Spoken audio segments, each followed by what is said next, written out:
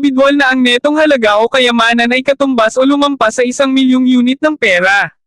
Depende sa pera, ang isang tiyak na antas ng prestihiyo ay nauugnay sa pagiging isang milyonaryo. Maraming pambansang pera ang mayroon o nagkaroon sa iba't ibang panahon ng mababang halaga ng unit sa maraming kaso dahil sa nakaraang inflation. Ito ay mas madali at hindi gaanong mahalaga na maging isang milyonaryo sa mga pera, kaya ang isang milyonaryo sa lokal na pera sa Hong Kong o Taiwan, halimbawa, ay maaaring katamtamang mayaman o marahil ay hindi gaanong mayaman kaysa karaniwan. Ang isang milyonaryo sa Zimbabwe noong 2007 ay maaaring napakahirap.